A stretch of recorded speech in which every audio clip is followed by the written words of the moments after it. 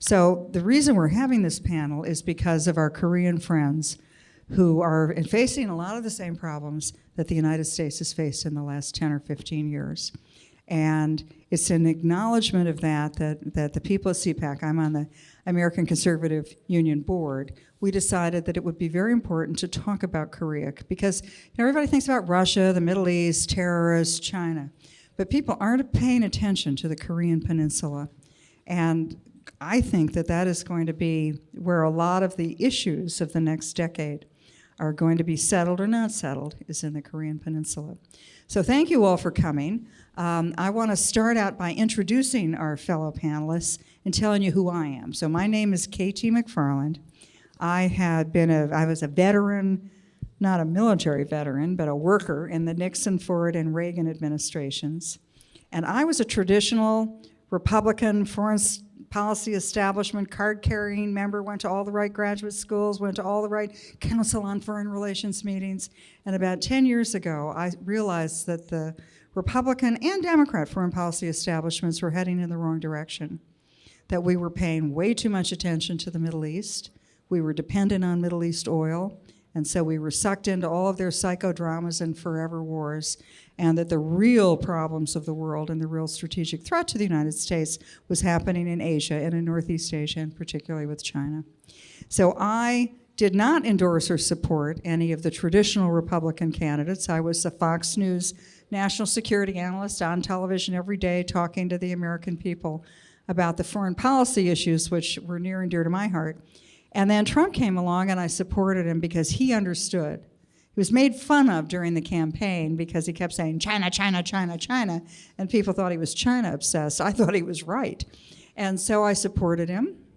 I was probably the first sort of well-known national conservative foreign policy expert who did, certainly the only woman. And then when President Trump was elected, I was one of his first appointments as Deputy National Security Advisor. I worked for President Trump for the first critical months where we took his campaign promises and we turned them into policies. And the policies that were set up at the beginning of the Trump administration, whether it was with regard to North Korea, Iran, Middle East, Europe and NATO, Britain and Brexit, and particularly the willingness to stand up to and call China out for its trade abuses. Those, I'm very happy to say, are the policies that have been continued to be followed, and I think with an enormous amount of success. So we're going to have a conversation now about why does Korea matter, what's going on there, why is it changed, and really what does it portend for the United States, not only in our whole relationship with the Korean peninsula, but really the whole Pacific policy of the United States. And we've got three perfect people, very different backgrounds here to talk to us today. So I'm going to ask you to raise your hand when I say who you are, and then what I'd like to do is ask each of our guests to just give us a sort of an up-to-date, where are we now? And then I'm going to quiz them, and then if I run out of questions, you're going to quiz them. And then we're going to ask them what they think at the end to see if they've been paying attention. So our first guest, the first person I want to introduce is Dr. David Chu.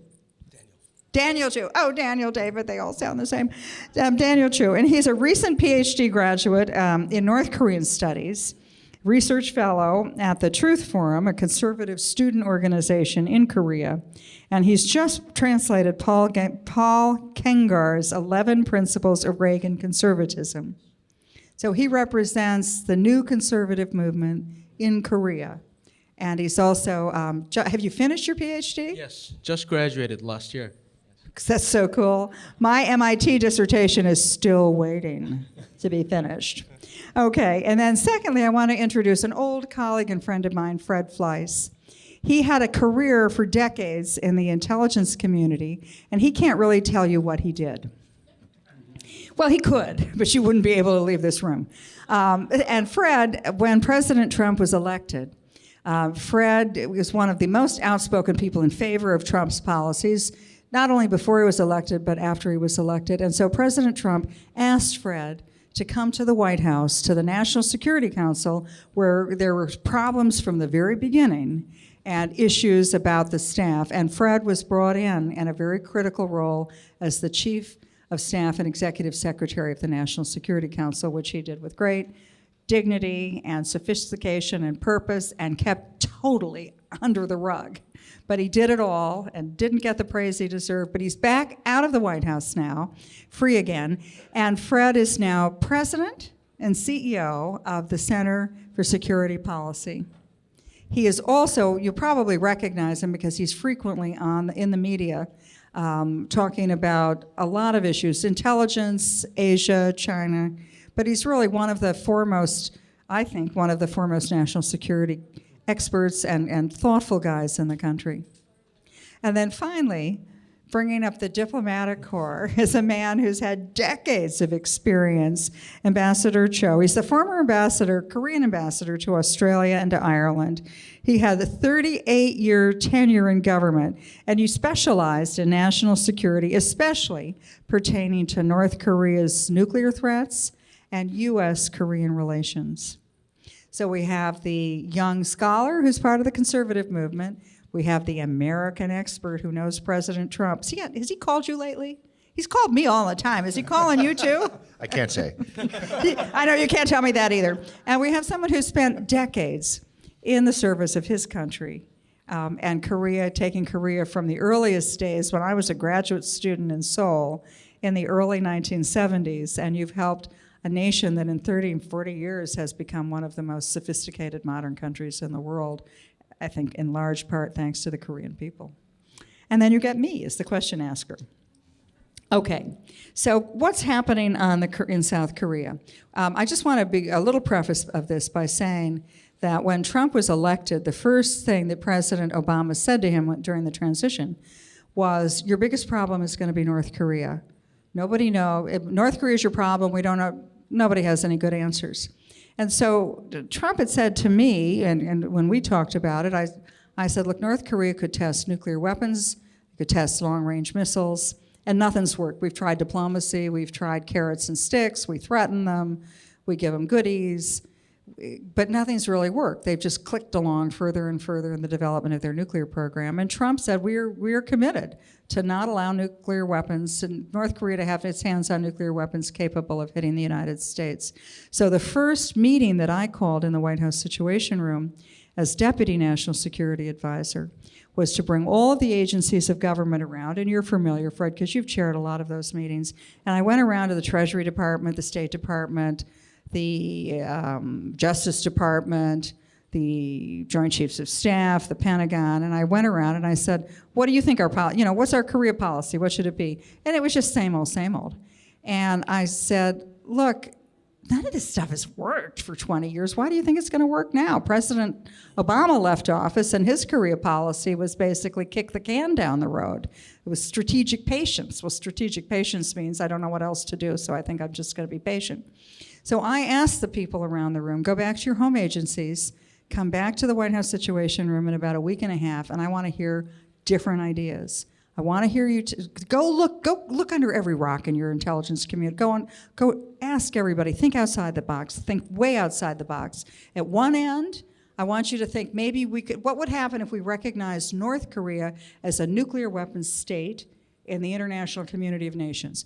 What happens on the other end if we have military action against North Korea? What covert operations could we pull off? What intelligence options do we have? What treasury and economic and financial options we have?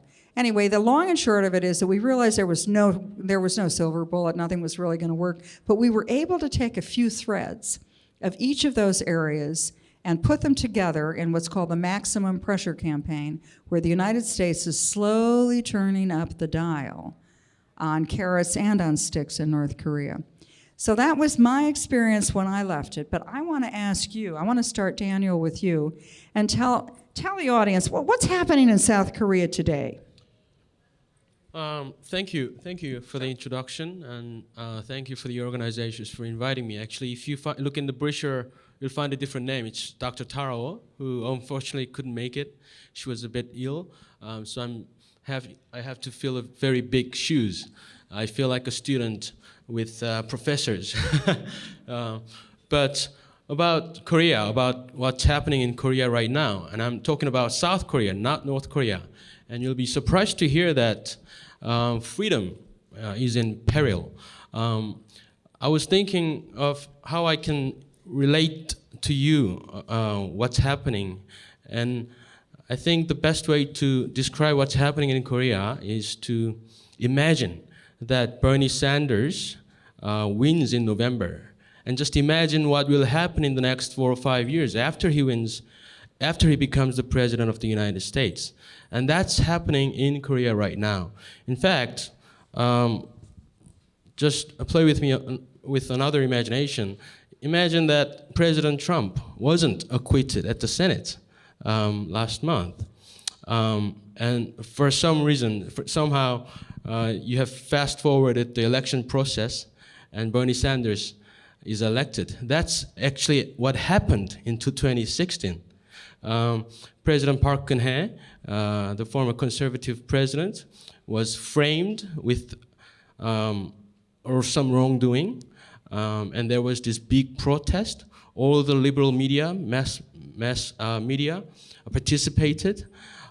Even China has helped in the demonstrations.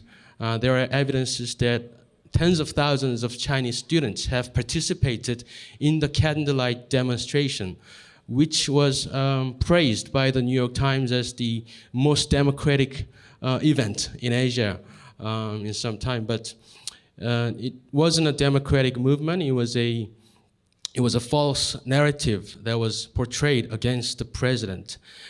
And she was impeached. She wasn't acquitted. She came down, and there was an election, a very fast-forwarded election, and a socialist has taken over.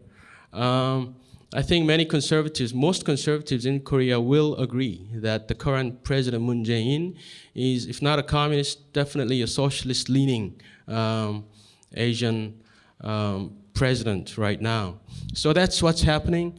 And after he was elected president, the purges started. Four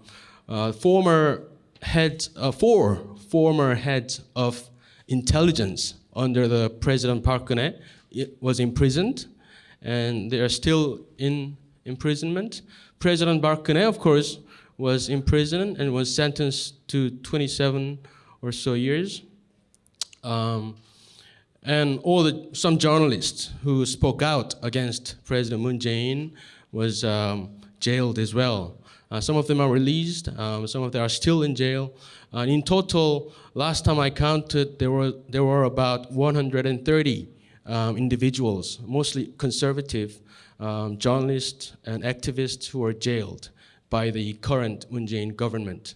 So this is a brief overview of what's happening in South Korea.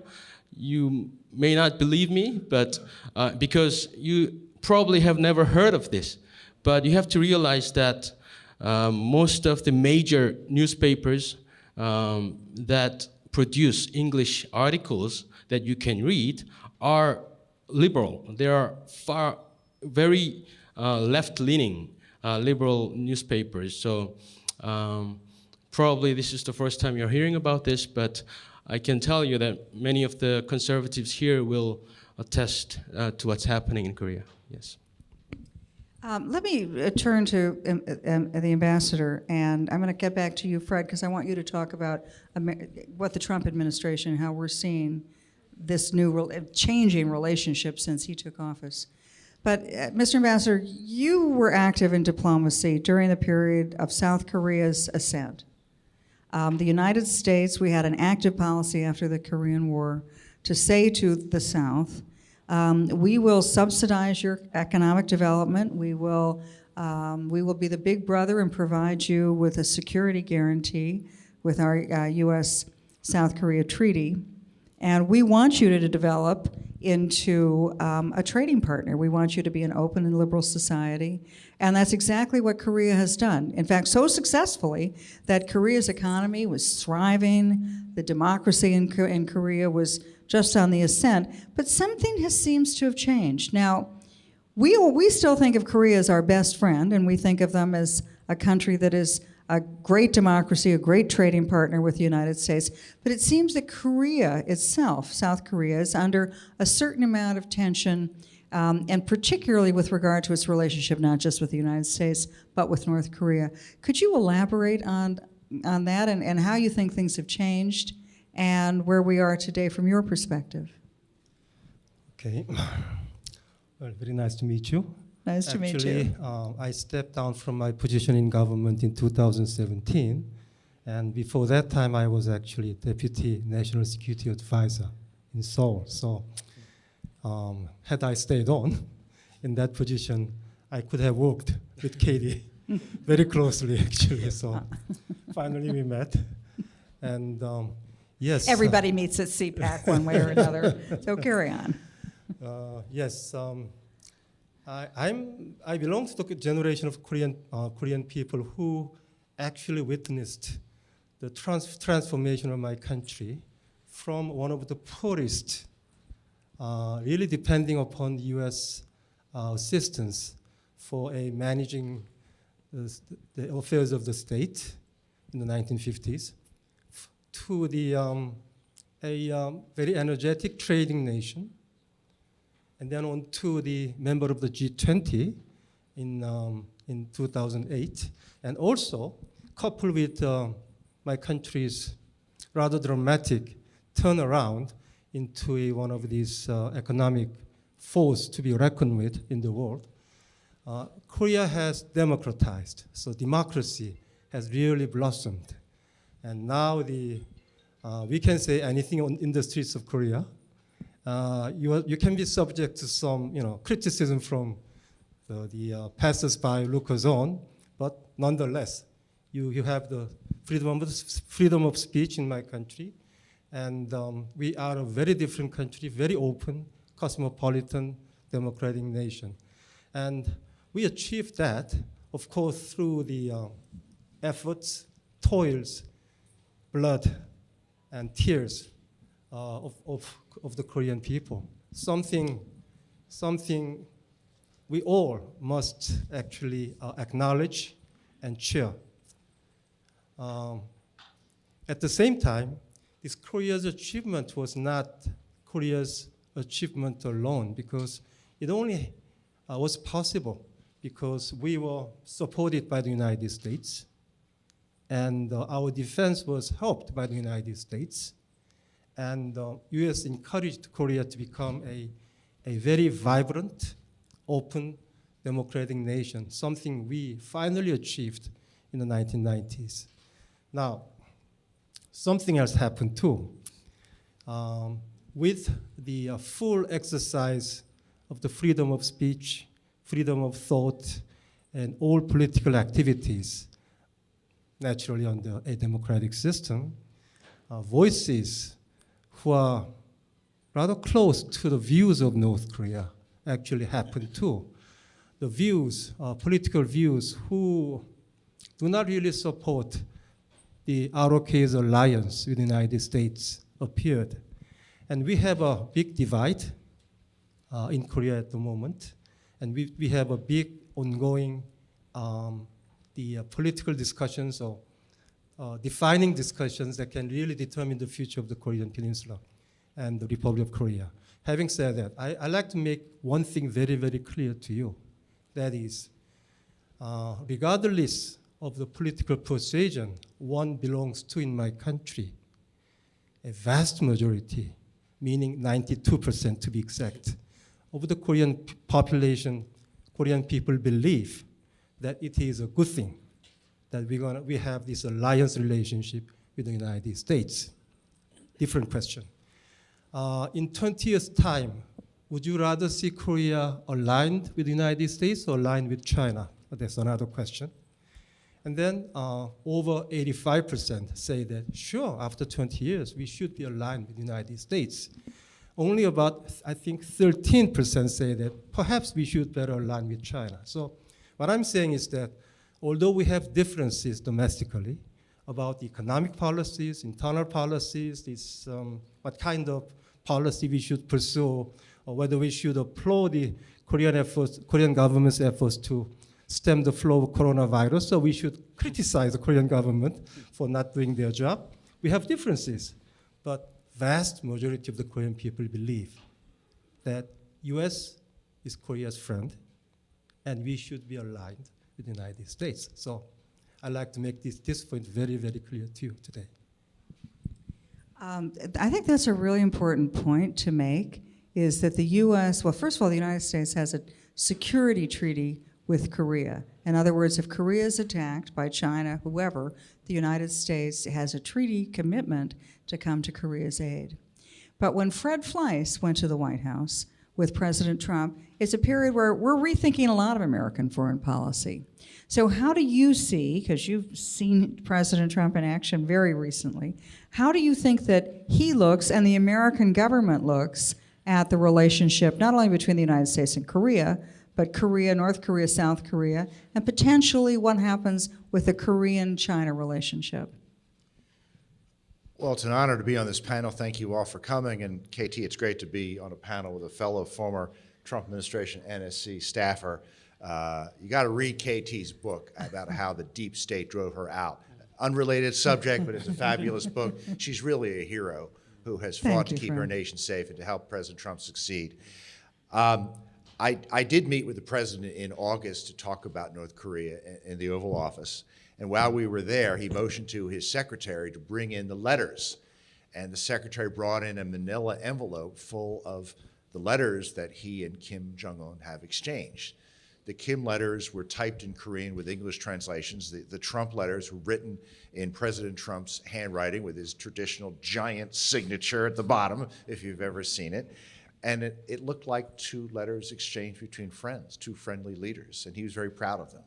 He's proud of this personal diplomacy that has thrown out the diplomatic rule book and years of North Korea taking advantage of U.S. diplomacy to try to create a chance for peace. Now, if you listen to the presidential candidates right now, the Democrats, they're saying that President North Korea policy has failed and they would do better in dealing with North Korea. Yeah, I'd like to see that. We've seen decades of U.S. administrations, Republicans and Democrats, trying to negotiate with the North Koreans. They manipulate what has taken place. They behave themselves for a while. Then they continue their belligerent behavior until we pay them off again. Now, President Trump knows that, and that was the maximum pressure strategy he used in 2017. That was President Trump going to the General Assembly Hall and threatening to totally destroy North Korea if it threatened the United States and its allies. That sent a message that scared the hell out of Kim Jong-un, and it brought Kim Jong-un to agree to meet with the president. And we've offered North Korea a better future with an unorthodox video, which we showed Kim in Singapore of what North Korea would look like if it agreed to a peaceful solution of its differences with South Korea and the United States. Now, we haven't been able to get these talks moving. We know there were talks in Vietnam. They did move for a variety of reasons, not just that Kim wanted to manipulate the talks, and maybe KT knows more about this, but frankly, I think there are people at the State Department who are not on board with President Trump's policies and led the North Korean government to believe that President Trump would be more flexible than he actually was. There's a chance for peace. Kim has actually used the word denuclearized. That was a major step forward. We don't know what that means to the North Koreans. We don't know whether we will get that agreement. But I'm so frustrated when I see intelligence officials and former officials saying, this strategy has failed or will fail. This strategy has not played out yet. We're still working with North Korea to try to find a way forward. So the president thinks he's taken a different approach. He has lowered tensions on the Korean Peninsula. He's decreased the chances of a war by miscalculation. We have a long way to go. There's a lot of worrisome signs. We see Kim trying to build his relationships with China and Russia, maybe to get leverage with the United States. There briefly were working level talks in September, but KT, I think that's because the North Koreans saw John Bolton's exit and thought that our policy would have changed. But you and I know Bolton wasn't making our North Korea policy. There's only one guy who makes American foreign policy. That's exactly. He's the guy that sits behind the Resolute desk in the Oval Office, drinking Diet Cokes incessantly all day long. And when he gets bored, he picks up the phone and says, hey, I want to talk to the president of South Korea. Or, hey, I want to talk to Xi Jinping in China. That's he is right. the only guy who's making the decisions. So I think that's where we are. The president thinks he has achieved something. Now, concerning South Korea, we are urging the Moon government, please stop making concessions before Kim comes along with what we're trying to negotiate. Please stop moving so far. The Moon government has helped the negotiations with the North, but they're too eager for a deal. They're where the U.S. government usually is. We want a deal more than the rogue state does. That's how we got the terrible nuclear deal with Iran. We wanted that deal so badly, John Kerry gave them everything but the store to get that terrible agreement. And the North Koreans watch this. The Iranians watch what we're doing with North Korea. President Trump wants a deal, but he showed at the Vietnam summit, he wants a good deal, and that's the way this is going to play out. Can I go back to Daniel? I want to ask you, so what is the current situation between the South Korean government, which, as you point out, is a socialist government, and their ambitions for North Korea? Fred has just implied that really the United States wants a tougher line against North Korea than South Korean government does. Definitely. The more the United States takes a tougher line on North Korea, it's beneficial for the Moon government because it generates the needed anti-American sentiments, and I can say that it is the United States that's dividing us. It is the United States that's preventing us from achieving peace on the Korean Peninsula.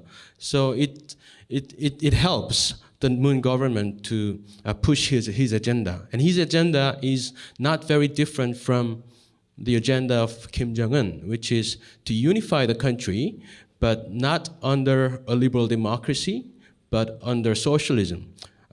It's more than socialism. It's more like a totalitarian, very dark state, more like a theocracy. But obviously, Moon Jae-in is not going to outwardly say that. He is going to achieve this unification, so-called unification, in steps. And the first step is to enter a process that's called the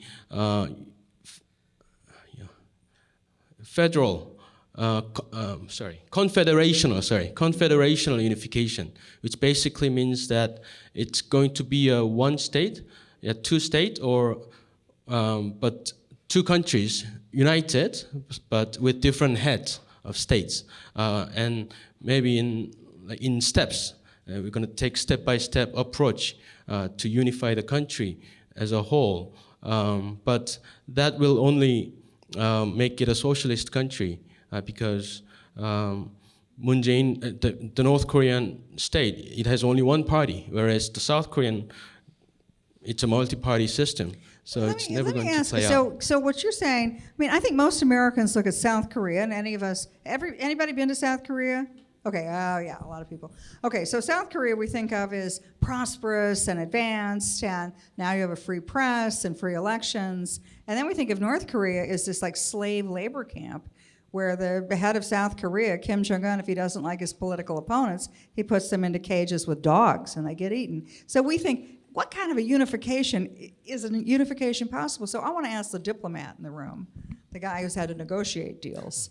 Do you think that it would be possible for North and South Korea to unite in the sense of East and West Germany if united? Could North and South Korea, two completely different systems and objectives, what do you see that future going to?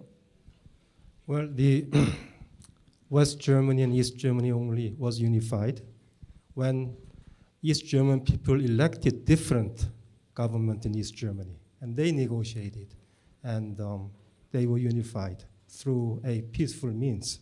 So when you apply that parallel to the Korean Peninsula, it is hardly likely for two Koreas, which have such different, starkly different worldviews and systems and ideologies, to negotiate a formula for unification. I don't think it's likely at all. So unification formula is there so that the two Koreas can become more similar to the side of freedom and the market economy, I mean. And then two Koreas will be ready to negotiate a unification. Before that happens, the current North Korean government and South Korea can negotiate a unification formula. I don't think it's possible at all. So we have to be very realistic. And about North Korean, if you allow me, nuclear issue, I can say just two things. three things. One, international community, United States, South Korea tried to convince North Korea to give up nuclear weapons through negotiations for the last 3 decades. And all attempts have failed, not because international community had been at fault, but because North Korea would not give up nuclear weapons no matter what. So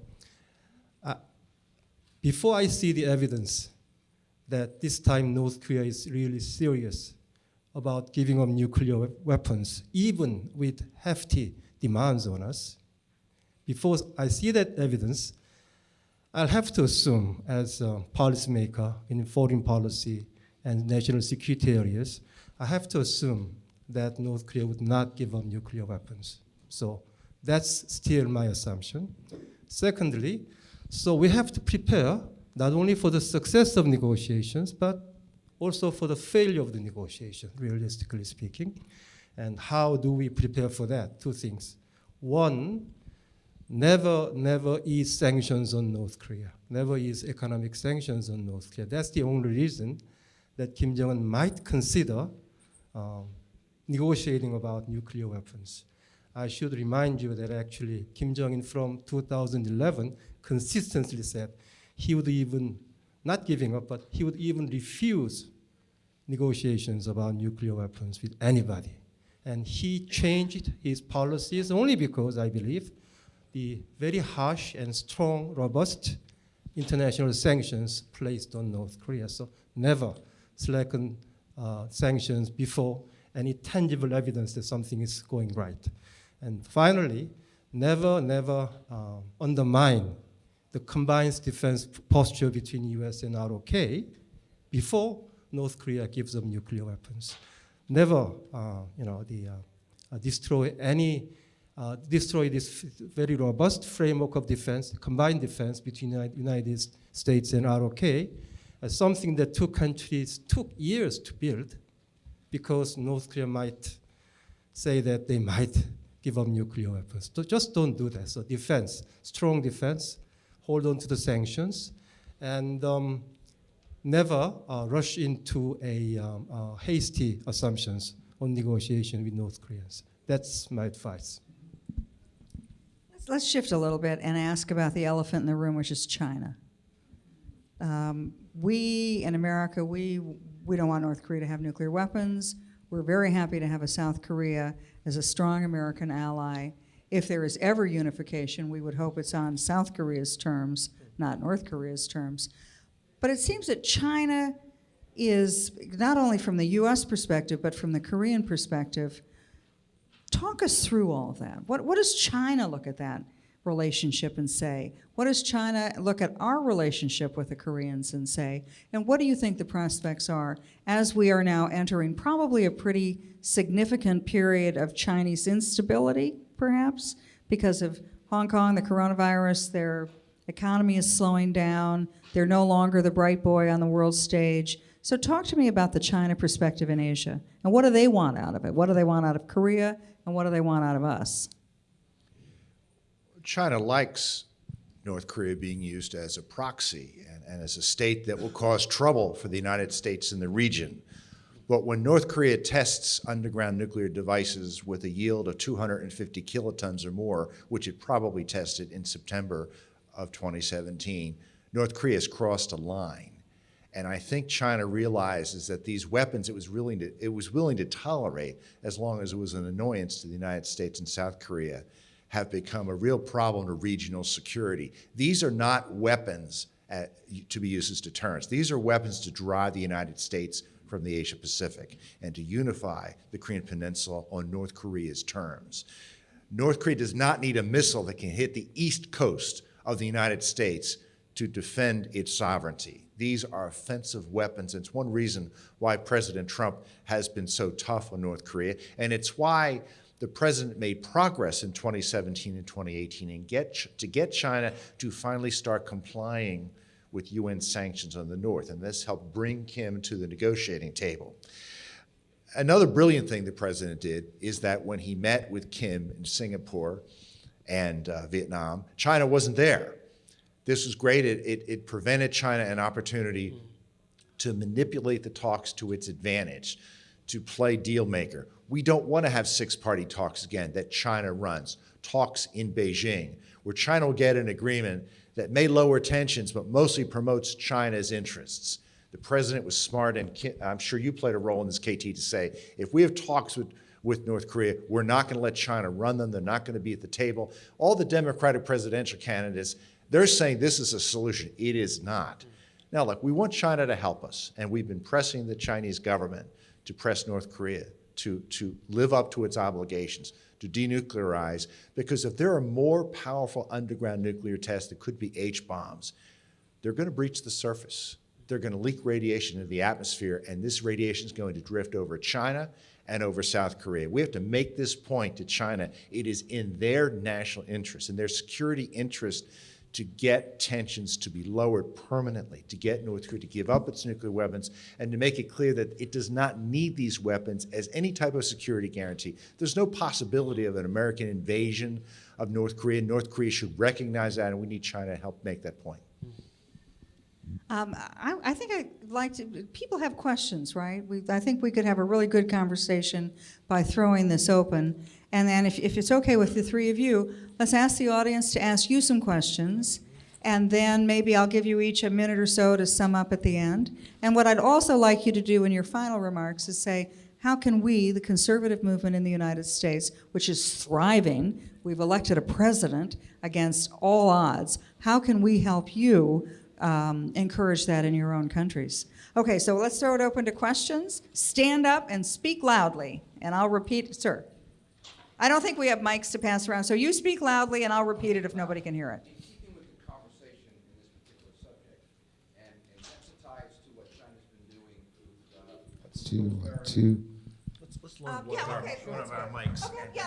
Let's do it this way. If you have a question, we have a mic. Oh, look at this. CPAC is getting so organized. In the good old days, we would have one mic and we'd pass it around. We were so cheap. Okay, so speak into the mic, ask your question, and we'll see who wants to take it. We can hear you. Is it on? Okay. In keeping with, as sensitized with the likes of Michael Pillsbury and Gordon Chang on what China's expectations are and what they've been doing both overtly and subversively, what is going on with regard to pressure that might be brought downhill on the South Korea with regard to the economy or getting them closer in alignment with what China's expectations are? And is it anything serious? So what you're saying is what pressure is China bringing on South Korea? South Korea in comparable terms to what it's done like in the African continent and other areas. Anybody want to take that? Yeah, sir, Mr. Ambassador. You can explain China's policy to us. Well, as you know, during the Korean War, that's a long time ago, 1950 to 1953, 300,000 Chinese troops intervened. That was only the reason why the U.S. and South Korea was not able to unify the peninsula at that time. So that memory is still with us. Now, in 1992, finally, ROK and China established diplomatic relations. And for some time, relations were actually okay. But now China has changed. China just threw away the advice of Deng Xiaoping when it comes to its external policies. Deng Xiaoping advised that China should hide the light of the sword and be a not very proactive and aggressive. But now the current Chinese government is pursuing different policies. For one, actually Chinese airplanes and Chinese vessels are having exercises very close to Korean Peninsula, something they have never done up until 2014. So we are witnessing with our own eyes that Chinese military are becoming much more assertive and aggressive, and they're targeting South Korea. So that's acutely recognized by the South Korean public. That is why the public perception of China has shifted from 2010 to 2020. Okay, that's one thing. The other thing, of course, is we have rather famous the Chinese economic coercive diplomacy against my country, especially after my government's decision to have the missile defense system deployed on the peninsula. Our tourism sector, our industrial sector, all of us suffered a lot. But there's a silver lining out of all this. That is, now Korean business sector, without encouragement from the government necessarily, is actually diversifying its investment overseas. Before that time, Korean businesses built factories and invested heavily in China. We are very close, and it's a good destination for investment, they thought. But after what happened around this missile defense deployment, they suffered a economic disadvantage investing in China. So they diversified, and they diversify in Southeast Asia and Vietnam. So whole attitude and posture of the Korean people and Korean government, if it's a conservative Korean government, about China has shifted for the last 10 years. So this is something, I think that will linger on because China's attitudes has not changed. It's becoming more aggressive, more assertive. Okay, Dr. Cho, do you want to jump in for a second? If I may add to what the ambassador said about the China's influence in the domestic politics of South Korea. A very good example just recently, like yesterday, I have is that because of the coronavirus spreading, the conservatives are gathering up, and also the liberals, some of the liberals are waking up, and there is a very high anti-government movement. And actually there is a petition, online petition, that has been going on to impeach the President Moon. And the online petition has garnered about more than 1 million votes in less than a week. The coronavirus started spreading only last week. So in less than a week, it garnered about 1 million votes. But just 2 days ago, there was another petition that came up on the website, which opposed the vote to impeach the President Moon Jae-in. And it was revealed yesterday that that petition was created by a Chinese in Korea. And he was spreading in his WeChat or the group talk, like groups and Facebook chat rooms among the Chinese to come and vote. He was sending the links out to his Chinese friends in Korea and also in China. Does anybody know why? Is it just because Korea is so close to China that there are so many more cases in Korea now of coronavirus? Yes, it's not just necessarily about the virus itself, but current President Moon Jae-in is not only pro-North and very leftist, but he's very pro-China. Most of the conservatives in Korea believe that he is really degrading the country as a vassal state or a tributary state, like we were when we were a dynasty. And Xi Jinping is really treating Korea like a vassal state. The ambassador said that the Chinese policy has changed in the last 10 years, but that's true. It has changed in its outward policies, but deep inside, their psychology of looking at the neighboring countries has always been for the last 1,000 years as a vassal state. Yeah, I mean, I think that's an important point to make, though. About the United States has allies and we have friends.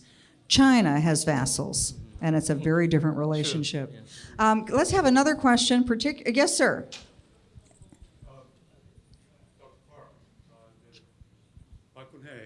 Yeah, wait for the mic. President Park Geun-hye was sentenced 33 years, 32 not 25 years. Yes, I was wrong there. and President Moon appointed over 20 Chusapa communists in the cabinet. Very important post. it really, really angered our conservative Koreans like me. So I think he's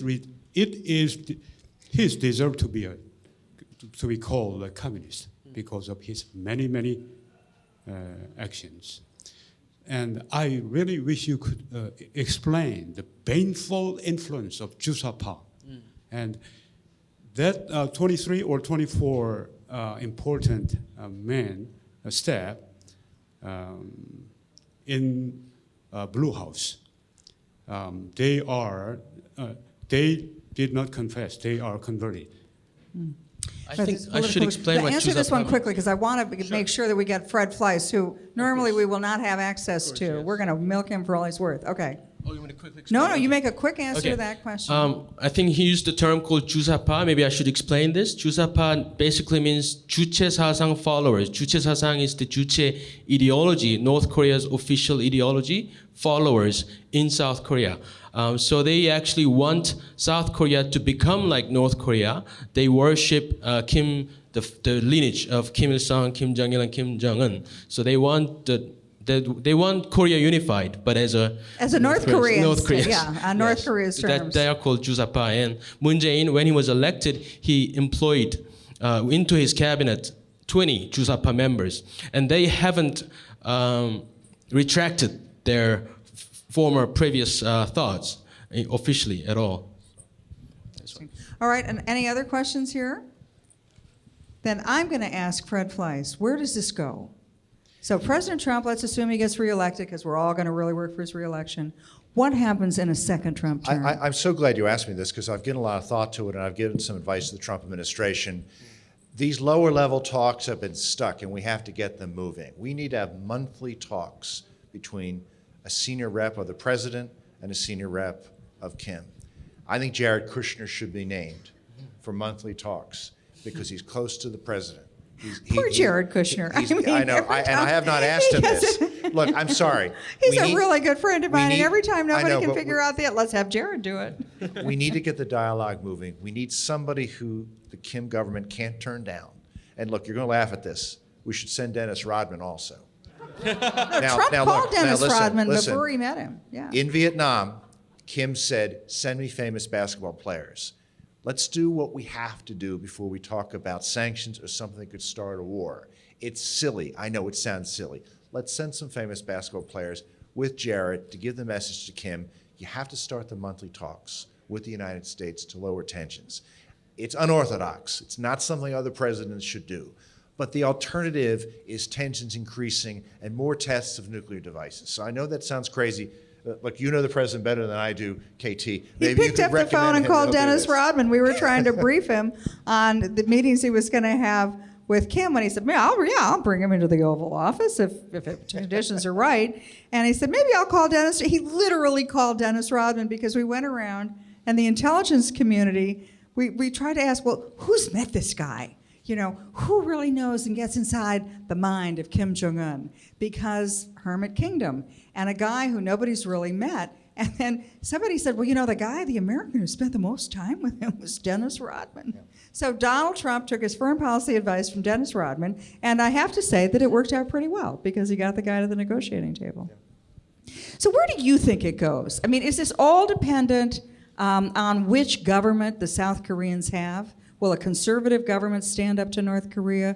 Will a continuation of a socialist government lead to a North-South Korea unification on North Korea's terms? Of course, we have to prevent that. America has to help us prevent Korea being handed over to a North Korean state. And that's why we're at CPAC. And that's why we need CPAC in Korea as well. We have had one CPAC last year, so we are struggling. The conservatives are struggling. They are still divided. And one of the factors of division is the Trump's policy, because after he met with Kim Jong-un, the conservatives were very furious because he was actually putting Kim Jong-un, a dictator, murderer for our nation, into an international stage. So you have to understand what the conservatives may have felt. And other conservatives also said that there is a plan There is a plan. I was one of them, and President Trump knows what he's doing, and he definitely is trying to turn all the pages and eventually expose that the North Korean regime is never interested in denuclearization. So that's some of the conservatives are also thinking that. And actually, I can talk a bit about the North Korean denuclearization. You said that we don't know what North Koreans mean by the word denuclearization, but I've done my dissertation on this, and I've found out that the word denuclearization in English, the first time the North Koreans used the English word denuclearization is at a conference they held in 1977. And it was an international conference. They invited all the non-members, non-aligned movement members, and they held this big conference called the International Denuclearization Conference of the Korean Peninsula. And the denuclearization that they meant at the time was not the Americans. And it's not just, at the time there were some tactical missiles in South Korea, and that they were meaning to remove that. But not just that, but the nuclear umbrella that the US was providing over Korea and also Japan. They wanted it removed. And this was the time when Kim Il-sung was actually trying to get the nuclear stockpiles and the technology from Iran, from other countries. So, and I think what they mean by denuclearization hasn't changed. No, they want to get rid of everybody else's nuclear weapons and keep their own. Let me tell you, no, I think that this is an important point to make. So President Trump, Fred Fleiss and I and others recommended, okay, here's what you do with the North Koreans. You have a combination of carrots and sticks. You don't let up the pressure, like you said. When they show up at a negotiating table, you don't say, oh, great. You just keep churning the dial up and up and up. But I think Trump on his own, just because he's such a unique, think outside the box kind of guy, I think he's figured out a third way of manipulating and leverage. So it's not just carrots, it's not just sticks. I think he's scrambling with Kim Jong-un's head. And Trump, when he basically said, okay, let's negotiate, and he said, yeah, I'd welcome him to the Oval Office if it works out, what he did was carefully chosen. Now, I'm not speaking for him because I don't work for him anymore, but when he said the first meeting between Kim Jong-un and Trump took place in Singapore, think about the symbolism of that. Singapore, 30 or 40 years ago, was a backward country. Singapore is now the most modern and sophisticated country in the world. And by bringing Kim to Singapore, he's saying to Kim, in just, by showing him, not just telling him about it, but he could see for himself, this could be you, this could be your country. The second meeting they had, which they almost didn't have because Trump was he'll walk away from anything if he thinks he's not being played fair with. But the second meeting was also carefully chosen, and that was in Vietnam, in Saigon. And what message does that send to Kim? It says the United States and Vietnam fought a vicious war for a decade. And that wasn't all that long ago. It was my era's war. And he's saying to Kim, again, demonstrating to him, this is a country, it's still a communist country, but we have good relations with them. We trade with them. This too could be you, North Korea. And I think that finally he understands that Kim Jong-un, he doesn't care about his people. They're starving. He doesn't really care. He cares about himself. And if you look at the pictures, the body language between Trump and Kim Jong-un, between Trump and Kim Jong-un at Panmunjom when he welcomes him into North Korea to step in, Kim is having the time of his life. The best thing was ever going to happen to him was Dennis Rodman. Now he has the leader of the free world who is treating him like a world figure. And Trump made this trailer movie, this movie about this could be you, Kim. You could be a great leader. This could be Korea. Everybody in the Western media made fun of it. But Kim took it seriously because he wants to be better than Dad and better than Gramps. And he wants to be the guy who takes North Korea into a different place. So when people have said to Trump, well, you're giving him legitimacy on the world stage, he craves it. Well, that's the point. He craves it. Trump gives it, Trump can take it away. And Trump will have no problem walking away from a negotiation with Kim. You know, he's already tweeted, my missiles are bigger than your missiles. And he's already tweeted, but we send each other love letters. Trump will have no problem walking away from Kim and tweeting that, oh, the guy just wasn't serious. But I think it gives Kim some real problems because Kim has shown to the North Korean people this could be a better life. By shaking that hand with Donald Trump, he has given an implicit promise to the Koreans. So I think as conservatives here, the important thing for us is to support our Korean friends and their quest for freedom, and understanding that they're facing down the biggest gorillas in the world, not just the socialists in their own country, but the communists right across the border. Thank you very much, Ambassador Cho, Dr. Cho, and my friend Fred Fleiss. Thank you so much for joining us.